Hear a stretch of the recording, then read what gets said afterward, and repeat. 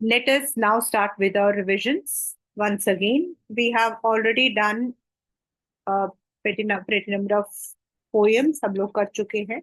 Amanda तक हम लोग कर चुके हैं. 4 poems we have done. Now I'm taking the next poem, Trees, and today I'll be moving towards the prose, that is chapters, right? तो जो ये हमारा पोयम है, ट्रीज, थोड़ा सा आप लोगों के लिए, मतलब एक बच्चा, मतलब when we talk about a teacher who is already post grads और एक स्टूडेंट के एनालिसिस में there is always difference. तो ये जो पोएम है, this is all about how we are spoiling the nature. हम लोग नेचर को कैसे स्पॉइल कर रहे हैं, पहला. दूसरा, there is also a comparison which is drawn between the trees and women. जो लोग, जो विमेन होती है, normally they are bound, and इसकी वजह से क्या होता है कि they are not able to move freely. तो that is also one theme.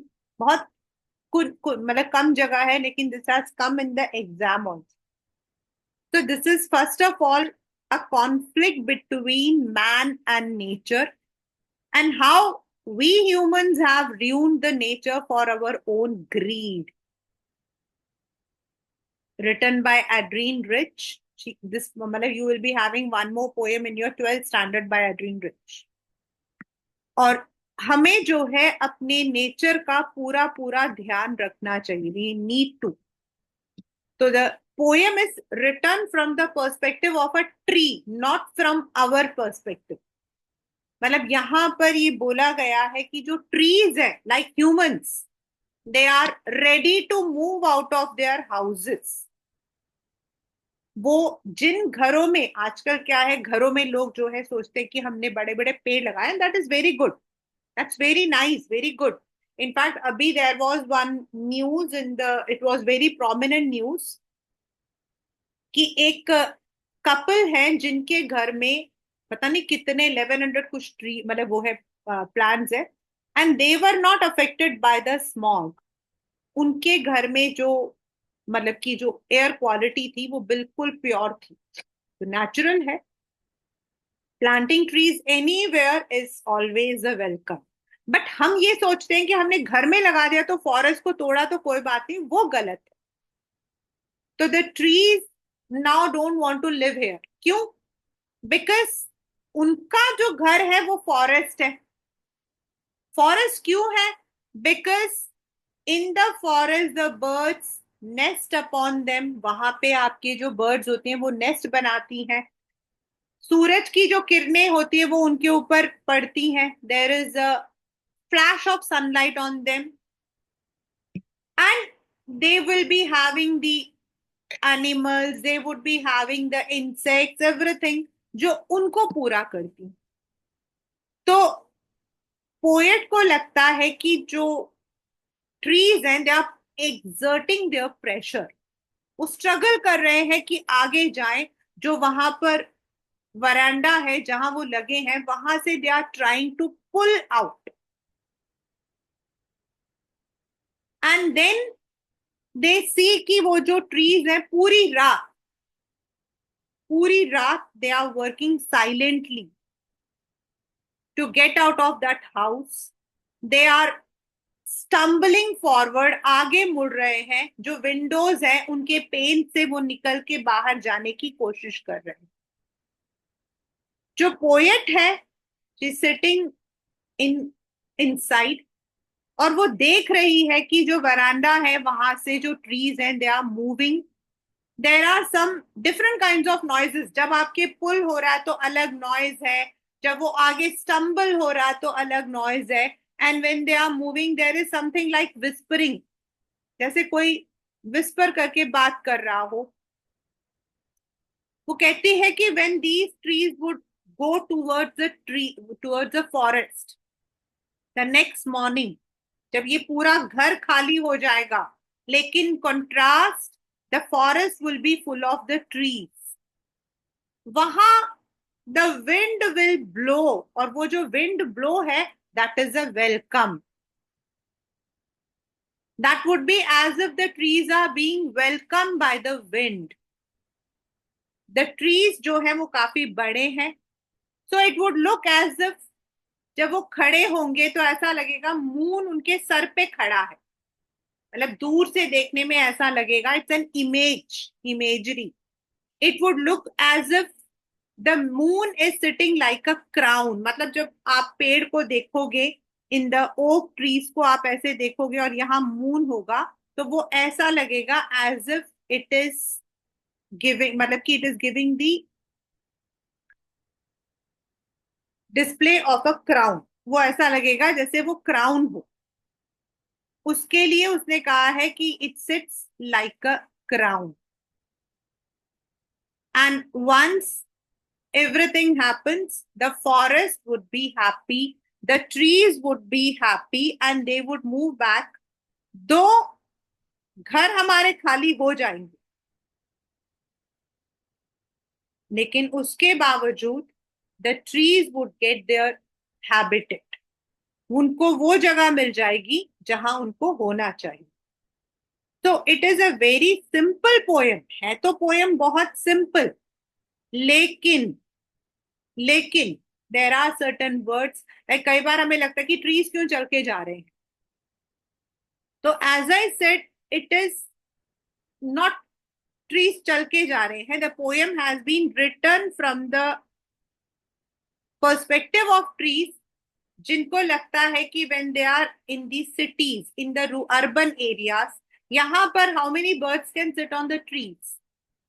Nothing. Trees होती है लेकिन birds don't sit. But in the forest the birds are sitting, they are making their nest. The small ants, insects are there on the foothills of the bark. The moon, the sun shines through the branches of the tree.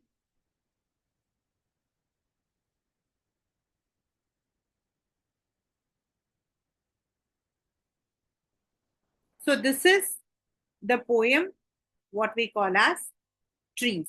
हाँ, इससे, as I said, specifically it was a question, I still remember this question was there in the first time I had seen.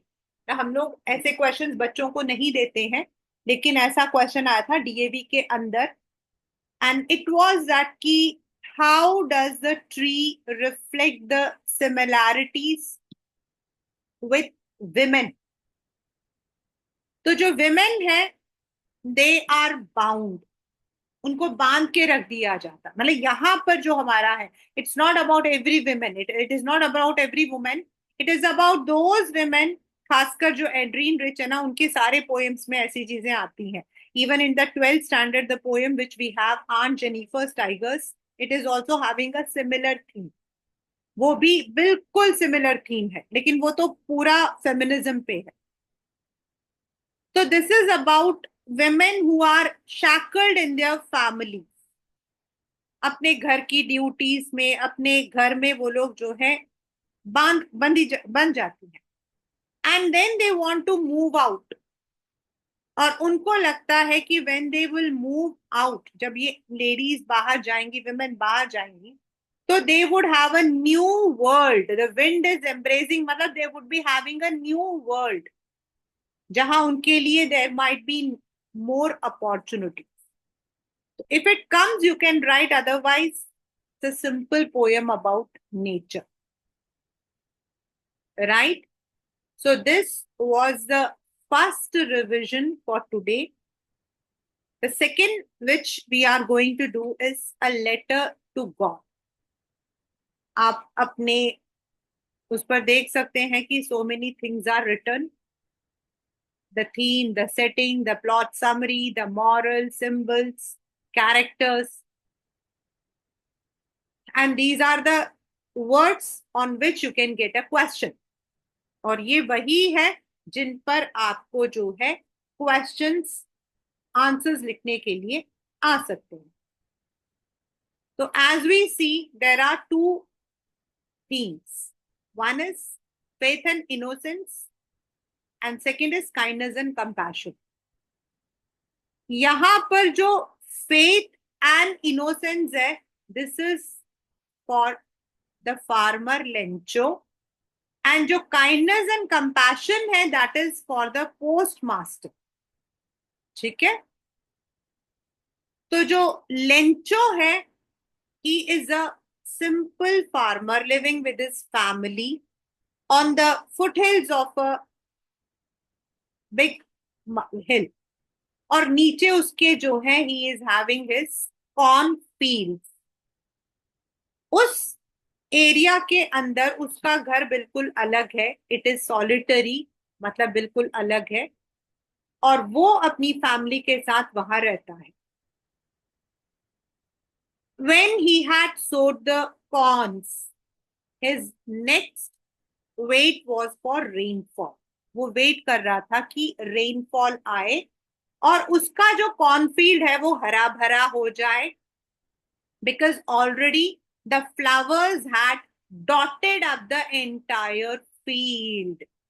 Flowers had dotted, मतलब दूर से आप देखोगे तो आपको लगेगा मतलब there is a dot, लेकिन वो फ्लावर्स थे, बडिंग थे, जो दूर से लग रहे थे जैसे डॉट्स. फूल आ चुके थे. अब वो चाहता था कि जल्दी से उसके कॉर्न्स जो है वो तैयार हो जाए, and he would be receiving a good amount. The only thing which he was waiting was rain. There was cloud moving, और वो बड़ा खुश हो गया, और उसको लगा कि when the rain will fall he would B getting the money by selling those harvests. He was having that hope.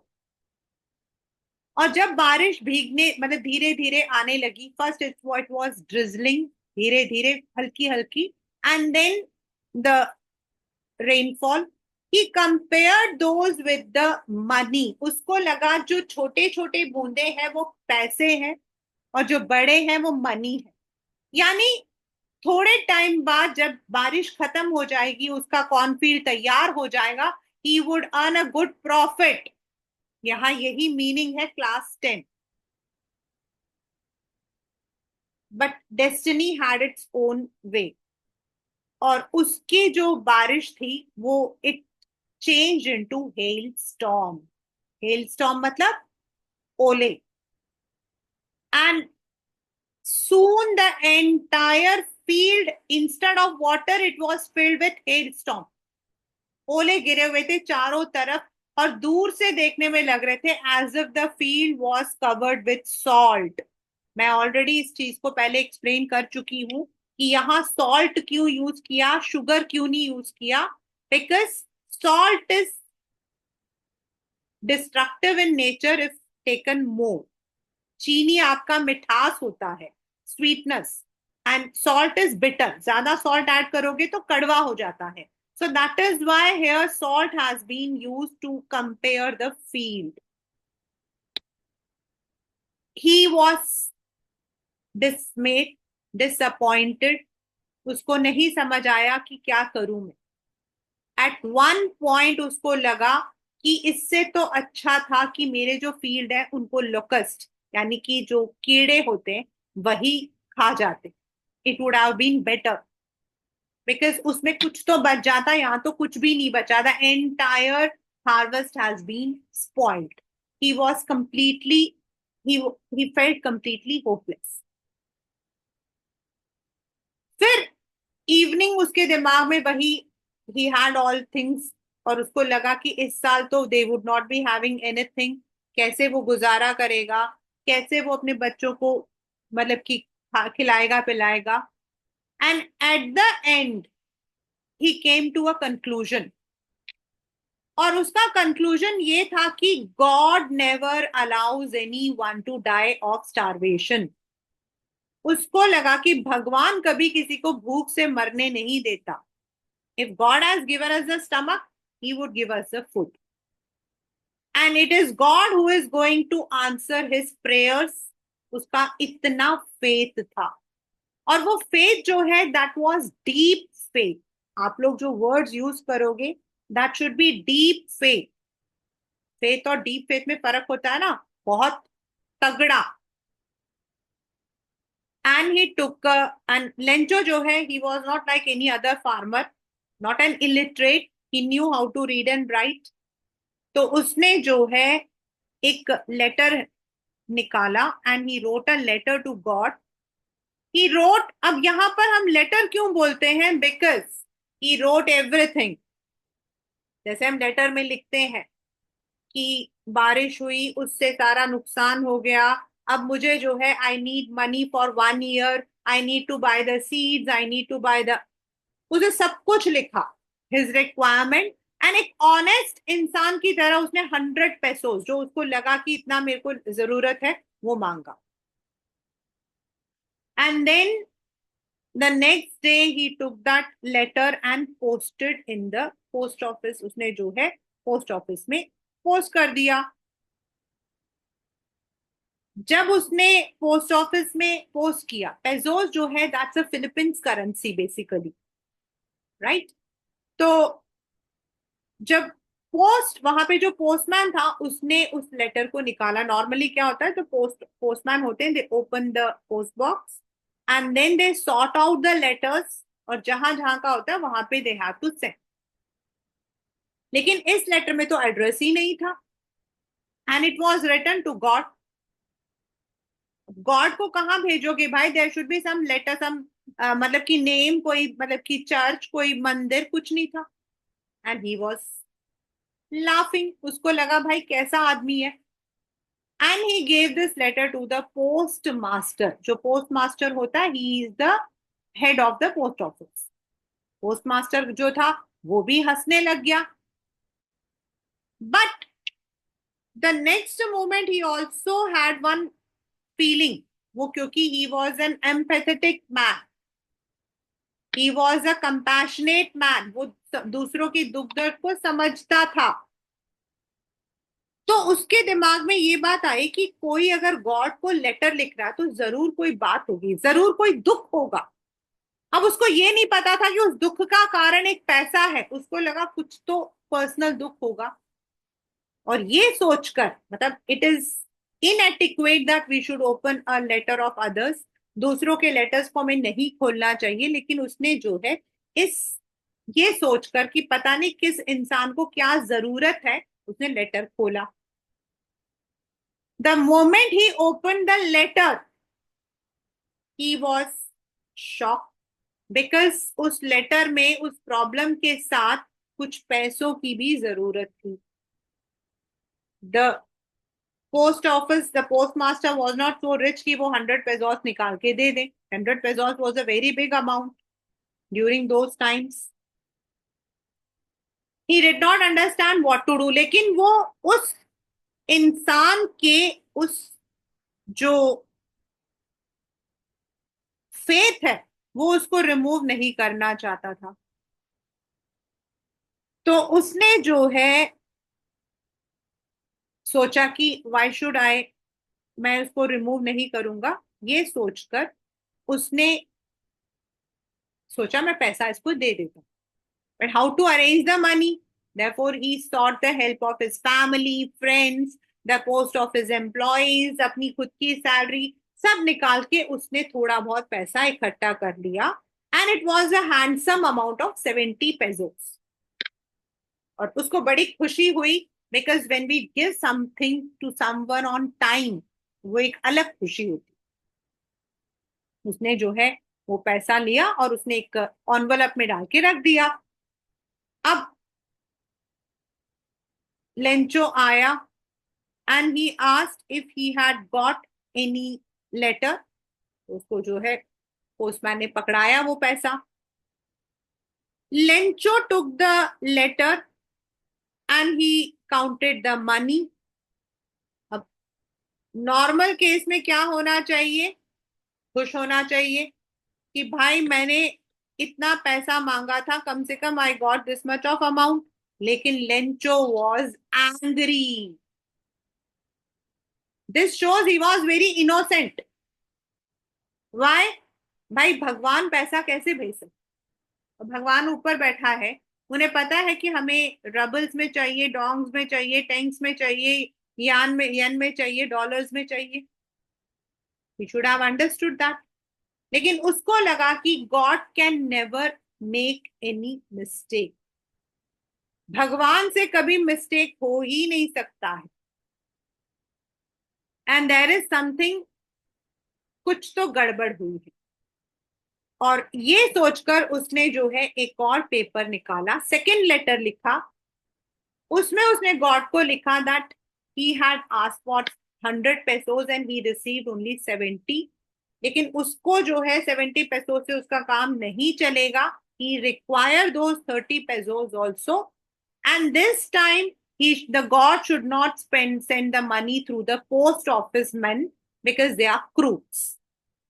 उसको लगा कि पोस्ट ऑफिस के जो लोग थे उन्होंने वो 30 pesos जो है वो चुरा लिए, and thus he again posted the letter. तो ये जो लेटर है, द लेटर टू गॉड, एक तरफ तो class 10 it is the faith कि भगवान जो है वो कभी किसी का भरोसा नहीं तोड़ता। It is also about that is unwavering faith in on God. जो पोस्ट मास्टर था, ही was not a man who was a general man कि चलो हमारा क्या जा रहा, ही was a compassionate, kind hearted. जब उसने देखा कि उस इंसान को पैसों की जरूरत है तो उसने आगे बढ़कर पैसा दिया। लेकिन this also gives us one more question कि should not have Lencho try to find who send the money. चाहे वो अपनी वाइफ से बात करता, अपने बच्चों से पूछता, is it possible for God to send a letter और रीड अवर लेटर्स? हम जिस भाषा में बोलते हैं, does God have the same language? यहां जो है द क्वेश्चन कम्स कि did Lencho try to find who had send the letter, या should not he have found? Yes,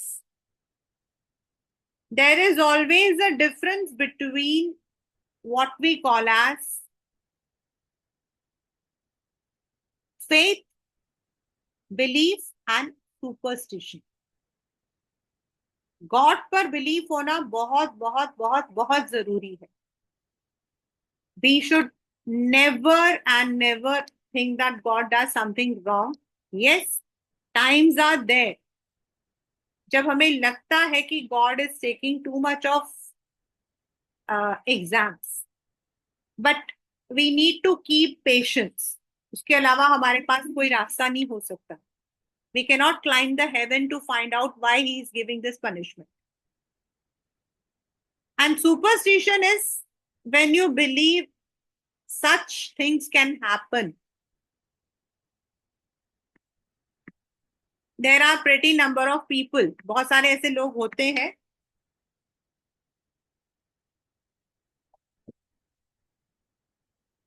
those who are very superstitious. Superstition is to some extent okay, ठीक है, but कुछ लोगों के जो superstitions होते हैं ना, वो नेक्स्ट लेवल में जाते हैं। I know people who speak something which मेरे को तो समझ नहीं आता। I know God is there, I know things go wrong, God is there, God helps us. और मैं हमेशा एक चीज कहती हूँ, God helps only when you help yourself. God उन जगहों पर नहीं आ सकता जब आप खुद तो उठ के पानी भी नहीं उठाना चाहते और आप चाहते हो कि नदी आपके घर के आगे आ जाए, तो that is not possible. That is always there, but some people have very weird superstitions. That should not be there, क्योंकि ऐसा होने से क्या होता है, आपका फेथ एक दिन खत्म हो जाएगा and your mind would become, it would attract only negative elements. तो that was a fault in him, जो innocence भी हम बोल सकते हैं कि he was a simpleton, he was an innocent person who did not understand God cannot directly come on this earth. God has his messengers as humans जो हमारे लिए कुछ ना कुछ करते हैं. So that is the chapter a letter to God. और आपको जो ये ऊपर मैंने दिया है थीम आपका, character sketch of Lencho, character sketch of the post master, can be the part of your syllabus of your exam, right? The second chapter which I'm going to revise today is A Long Walk to Freedom, and from board point of view, a very important chapter. Why this is important? Because it deals with a theme called freedom. और शायद जो freedom है हमारा, that is, every human is supposed to have some freedom, but there is a difference between freedom and control, जैसे हमने Amanda में पढ़ा था. तो फ्रीडम सबके लिए जरूरी है, चाहे वो टाइगर इन द जू में जो टाइगर था उसके लिए, अमांडा के लिए, या फिर हम किसी देश में रहते हैं तो हम सिटीजन्स के लिए. So the main theme of this particular chapter is freedom, and this he has written in his autobiography, that is a long walk to freedom. ये उसी का एक छोटा सा टुकड़ा है, an excerpt. And he was the one, 26 April 1994, he was sworn in as the first black president of South Africa. और इससे पहले the white skinned people जो थे, they were the rulers of the society, and there was a deep rooted practice of apartheid. और ये जो apartheid था, that was not general a practice of discrimination, it was something which was very heinous. मतलब जो भी काले होते थे या जिनका कलर, जिनका रेस ब्लैक होता था, they had been tortured like animals, beaten to death. और इसीलिए ये जो अपार्थाइड वाला जो प्रैक्टिस था, that was something very atrocious. तो जब उन्होंने, when he became the first president of South Africa of the democratic non-racial government, he delivered his first inaugural speech at the Union Building of Pretoria. ये जो Pretoria है वहां का main मतलब की सिटी है जहां उन्होंने ये दिया था. And people from all over the world, जो पहले अभी तक मतलब इस इंसिडेंट से पहले दे हैड बीन, मतलब वो जो है उन्होंने अपने आप को कट ऑफ कर लिया था. And the South Africans were treated as outlaws, उनको किसी चीज में इंक्लूड नहीं किया जाता था. But now when Mandela became the first president, he invited all the people from across the world to attend this ceremony, and there were so many dignitaries. Or Mandela gave the special thanks to all of them, that he was happy that on his soil these people जो अभी तक उनसे अलग थे वो आज आए थे. Then he also assured his countrymen कि जो अभी तक हुआ था, the suppression which they had been undergoing till now would never be repeated in the future, because they had established democracy and the government would not be discriminating against each other. जब ये speech होना था तो there were oath taking by each and every person, जो उनसे पहले उनके बाकी जो मिनिस्टर्स थे उन सब ने लिया था. And later he took, and there was also a tableau, there was also the flag hoisting, the march past, and those who had been intolerant towards him, अभी तक जो इनको देखकर टॉलरेट नहीं कर पाते थे, वो जो है इनको देखकर सैल्यूट कर रहे थे. which he said that अभी थोड़े दिन पहले ही they used to मतलब मुझे देखते ही ये लोग जो है मुझे बंद करने के लिए आते थे, but now today they are all here to salute me, which is itself a ironical situation. फिर वो अपनी जो स्पीच है वो स्टार्ट करते हैं, and he gives the credit to all those people, those who had laid their lives, those who had sacrificed their lives. He said कि वो उनका सिर्फ उनके अपने जो टीम है ना, they are not responsible for this freedom, but this freedom was the result of all those people, sung and unsung. संग एंड अनसंग मतलब जिनके बारे में हम जानते हैं और जिनके बारे में हम नहीं जानते, those who had suffered, those who had raised their voice. कुछ लीडर्स बन के रेज हुए थे तो कुछ सोल्जर्स बन के।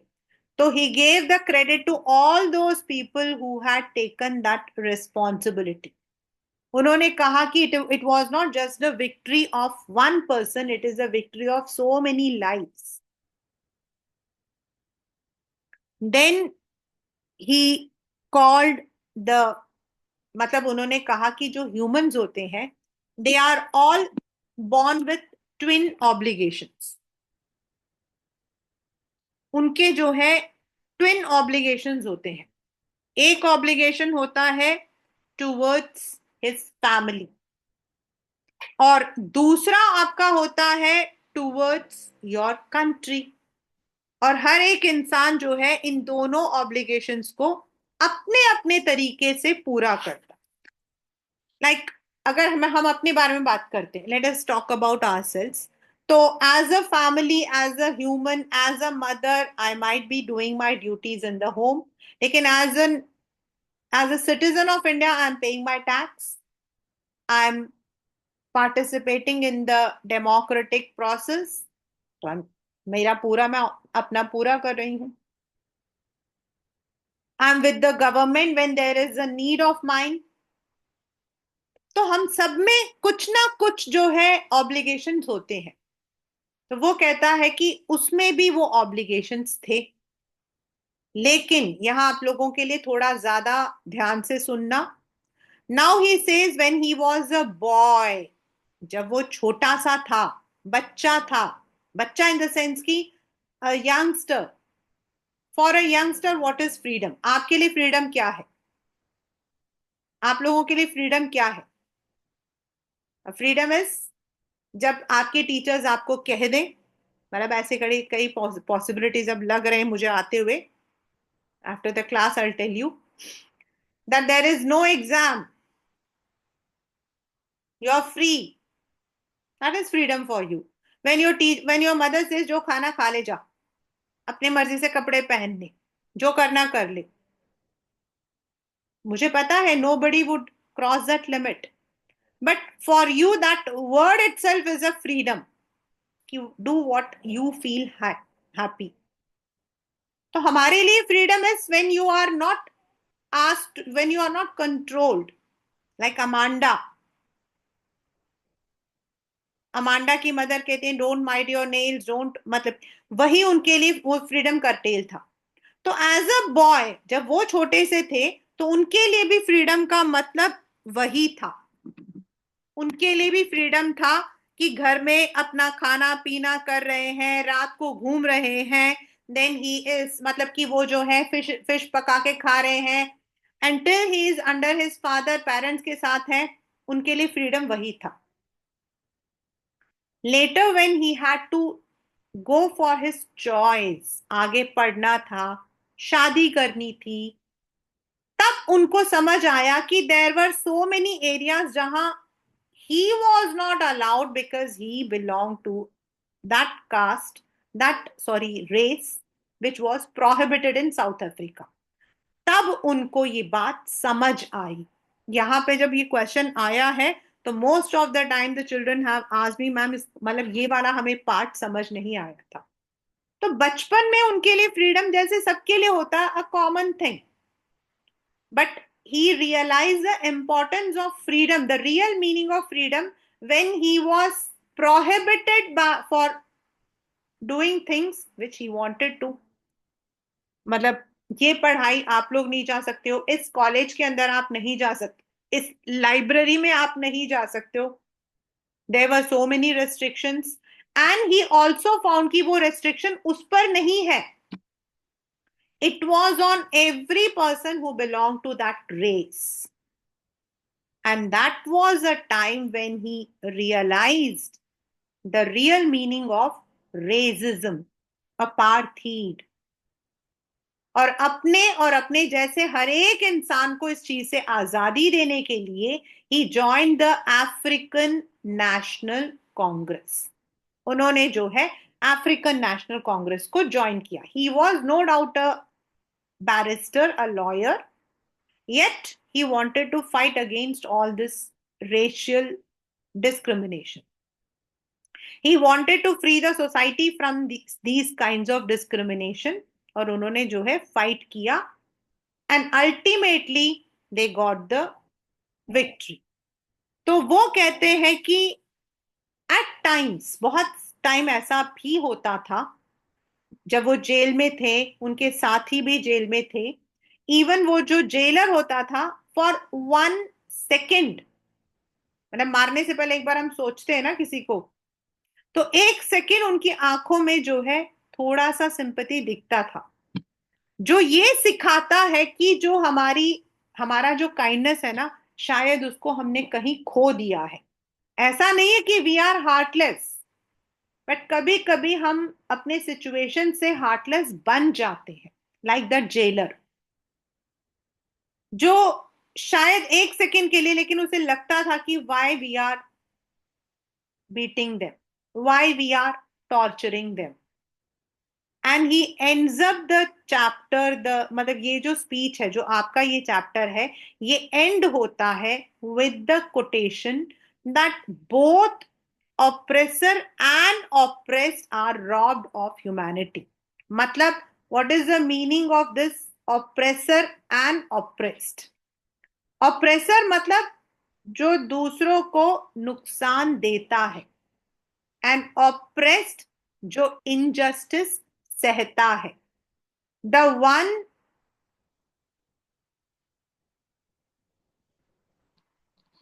who does injustice is oppressor, and the one who tolerates is oppressed. वो कहता है दोनों में जो है ना, उनकी ह्यूमैनिटी शायद कहीं खो गई है. It has been lost. Why he has said, ये आपके पेपर का एक important question. Because the oppressors fail to understand कि जिसको वो लोग टॉर्चर कर रहे हैं वो भी ह्यूमंस है, वो भी ह्यूमंस है. एंड द ऑप्रेस जो है, they have failed to understand कि they are humans and no other human can harm you. मुझे कोई और ह्यूमन हार्म नहीं कर सकता है, और अगर मैं वो अलाउ कर रही हूं, दैट मीन्स मैं खुद खो चुकी हूं. I have lost myself. I need to stand for myself. The oppressor needs to understand the meaning and the oppressed needs to understand the situation and stand for himself. और इसीलिए दोनों को ये सीख होनी चाहिए that humans are only humans and we need to practice only one religion, and that is humanity. We need not condescend others. हमें दूसरों को नीचा नहीं दिखाना है on the basis of language, religion or color. We need to understand it. और जिस दिन हम ये समझ जाएंगे, we would be able to live in harmony. So that is the chapter, A Long Walk to Freedom, which is an excerpt from the autobiography of Sir Nelson Mandela. Right?